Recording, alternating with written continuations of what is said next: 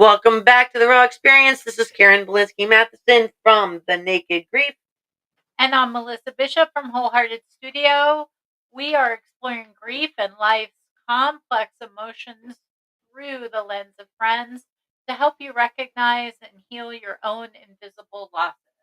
Today's episode we are calling The Day Darkness Fell, better known as the one with the blackout. Fun fact though, the reason why the blackout even happened across New York City is because it shares the same universe with Mad About You. And anybody that knows Mad About You, uh, Jamie stole some cable from their apartment from one of the neighbors, and when they were going to fix it, they caused a blackout across the city. So we crossed paths that way. Even funnier, since I'm on this tangent about parallel universes, um, also Mad About You, Paul, it took him a while to get rid of his old apartment. And his old apartment was actually being rented by Kramer from Seinfeld. So all three hot shows in the 90s were all in the same universe across the same city, which is kind of a fun fact. Gotcha. But The Day Darkness Fell is actually really cool. We are introduced to the blackout while everybody's in Central Perk, and Phoebe gets introduced to go play her songs. And as soon as she strikes that first chord, the power goes out. She says, "Thank you very much." And everybody makes their way in the darkness back to Monica's place. So, the theme of this episode is navigating uncertainty, missed opportunities, and the grief of almost. And the lens is how we cope when circumstances beyond our control derail our plans and or hopes. Yeah. So first, we're going to look at when Ross finally tries to tell Rachel his feelings, but Pablo shows up. So this is one of those almost moments where Ross has been building up the courage for weeks and months to finally tell her how he feels, and the universe. Yeah, so timing isn't always what we want it to be, right? And he did do everything right. He waited because he knew that she needed time to heal after leaving Barry. He needed time to heal after his relationship with Carol ending. And Joey is actually the one that persuades him, go talk to her. The mood is right. You've got candlelight. There's nothing to distract you. It's just us. She's out on the balcony.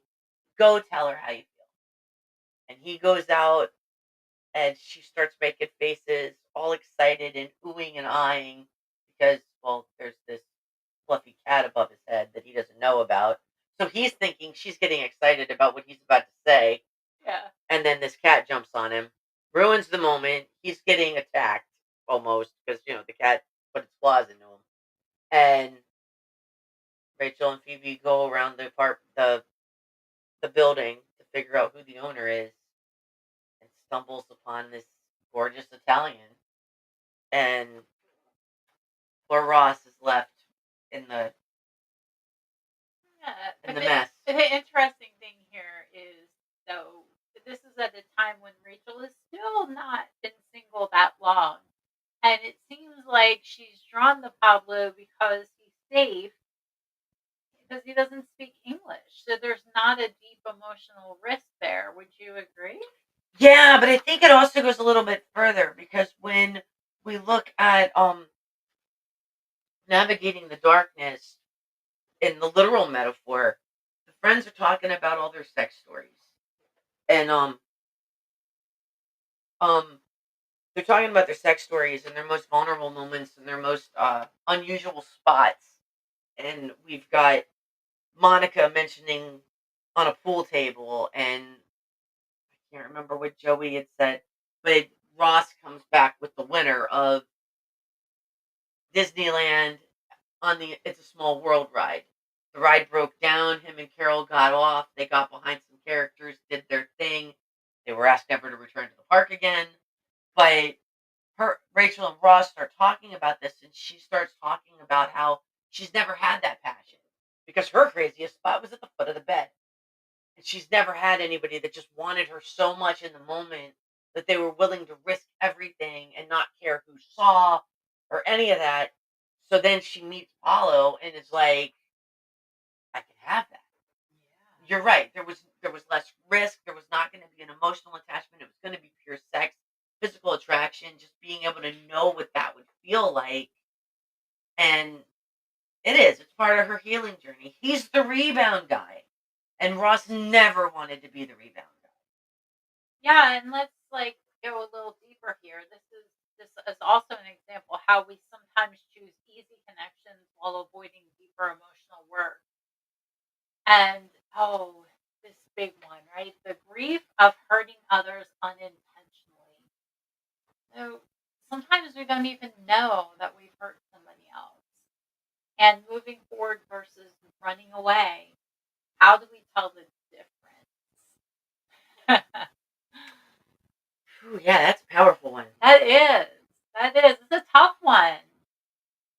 I mean, I've walked this path a few times myself. Me too. And sometimes we don't even know when we're doing it half the time until we actually give ourselves a pause for reflection and go, whoa, am I self sabotaging? Am I taking the easy way out? Am I hiding? Which we just talked about a minute ago out before we hit record.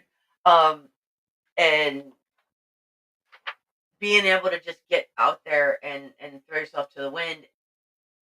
And yeah, like Rachel didn't have a clue that she was hurting Russ's feelings. She didn't know what his feelings were. And if he had gotten to voice it, would it have made a difference? Because she clearly wasn't ready for him yet. No, she wasn't. So, was this true divine intervention?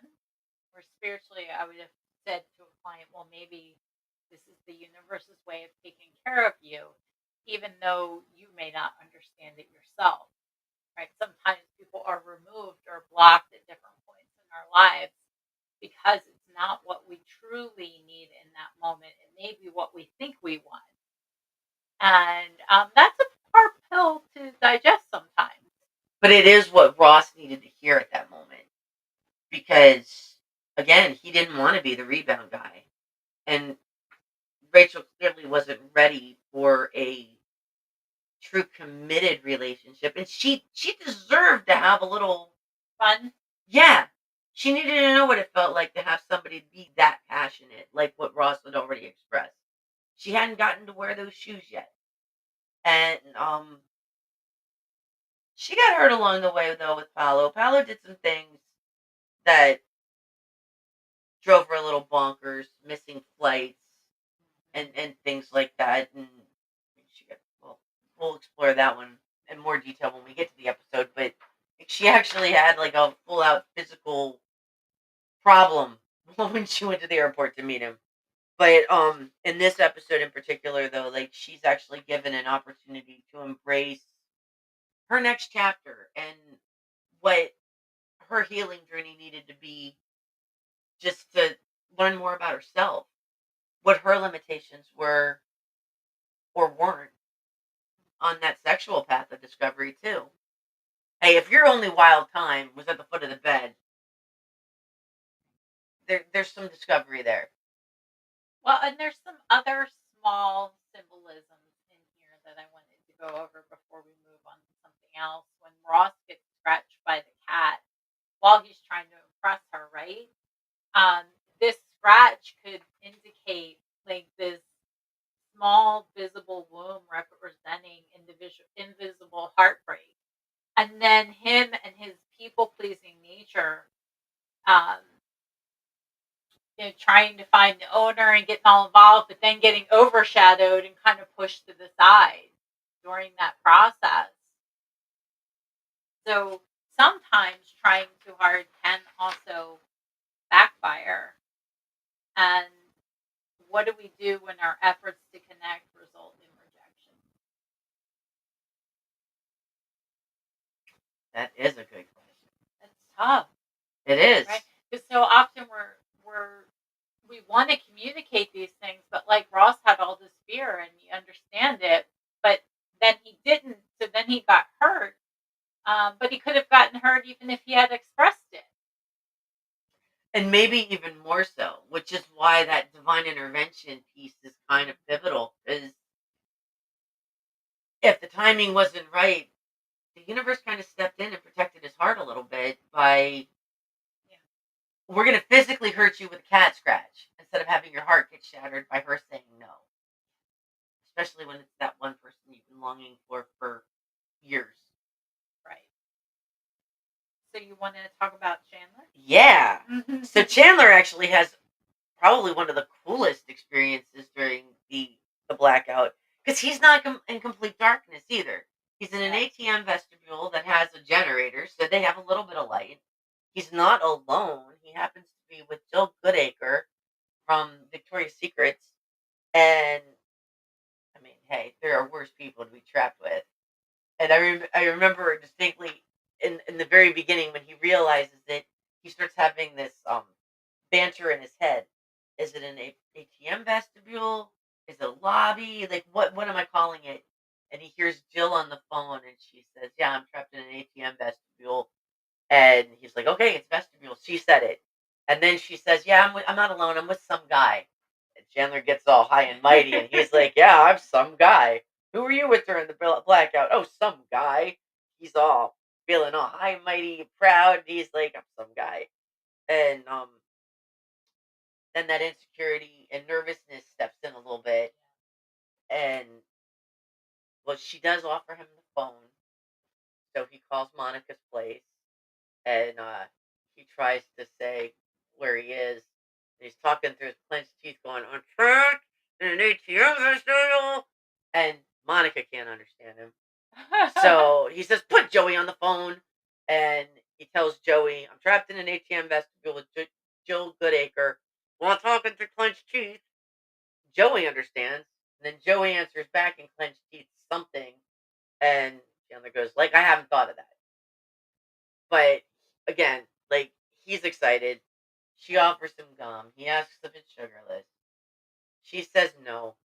So he says no thanks. And then decides, no, wait. If she offers me anything, I take it. Right, of course. So he then goes, no, on second thought, it would be perfection. And then he gets mad at himself for using that word. So he's having this conversation in his own head about what he should and shouldn't be doing, establishing a lot more insecurity and creating probably more problems than he needed to.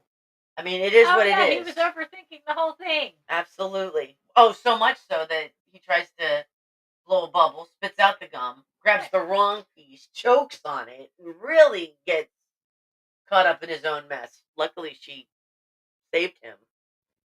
You know, this is a good example of how anxiety steals joy sometimes from positive experiences. We even when if you think about it from loss too, right? Sometimes what ifs keep us from stepping into other relationships if we've lost someone because we're afraid of feeling that heartbreak again. Oh, 100%. So we're missing out on certain parts of life because of that. 100%. It's wild how much we change when we start experiencing physical losses, and not just through death, but through ends of any kind of relationship. And yeah, we set up boundaries and barriers, and position ourselves to maybe not receive as much joy out of those moments as we could. I remember shortly after my husband passed, I went on a trip that I had dreamed of doing forever. I went to Vegas to see my favorite band play a 3-day concert and thought it was going to be the most awesome experience ever. And I was very detached during it. Now, granted, COVID was also on the cusp of becoming a lockdown, but in the process, though, I was having a lot of things I was feeling. I was feeling guilt because I left my kids for the first time to go do something selfish. I was wanting to embrace the full experience, and yet I was reluctant and hesitant because I didn't want to be disappointed with expecting more than what I was going to get out of it. And because of that, I did not allow myself to fully experience everything. I was protecting myself. So, yeah, I think there are a lot of times in life when these protections come up. Yeah, and another reason why spiritually we're taught to not to disconnect ourselves from attachment or the outcome of things and just allow things to flow as they will. One of the other things that I wanted to bring up that I thought was an interesting analogy around this, navigating darkness theme because of the blackout is finding light in dark moments. How can we find light in dark moments? Like this episode was all about a blackout, right? But then there was all these cute, bright moments throughout it that they highlighted in the episode. So how can we do that in our own life?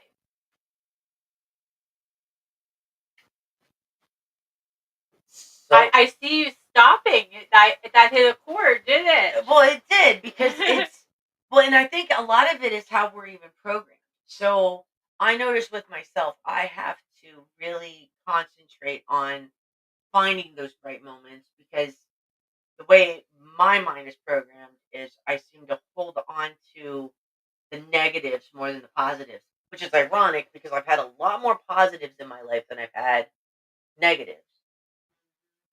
And some people are blessed to remember all of the good and let go of the bad, which is interesting. So, like childbirth, you go through hours of labor and pain and all of that stuff, and yet we forget what that's like, which is why oftentimes we have more than one kid.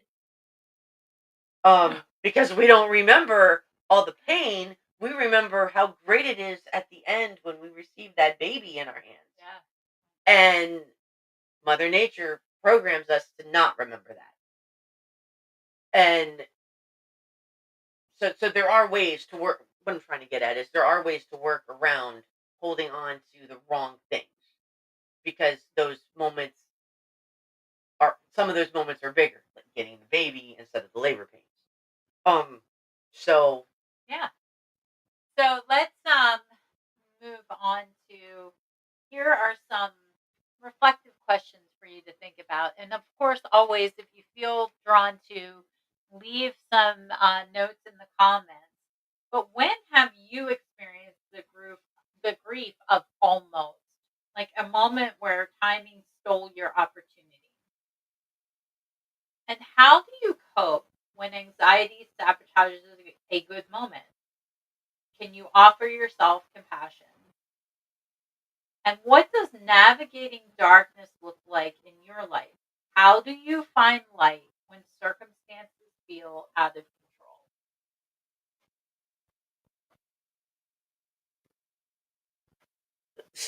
just in closing, some of the things that we talked about today was the literal blackout forces emotional honesty, storytelling, Ross's confession attempt, um, those moments in our own lives that are shattering realities for us. Not all losses are visible. This episode is full of small griefs that don't count, but deeply affect the characters. Understanding Chandler's struggles with anxiety setting in over just living in the moment. Like his last moments with Jill are actually spent with them playing a game of dodging the dangly pin around the counter. And once he relaxed, they had a good time. He didn't get a date or anything out of it, but they made it a comfortable way to get through an uncomfortable dark time. And healing isn't always about perfect timing, which we saw with Ross, but it is timing. It's about showing up even when circumstances aren't ideal. So even though she comes back into the room with Paulo attached to her arm and can't seem to keep her hands off of him, and Ross is definitely not completely comfortable, he doesn't run in the face of it either. And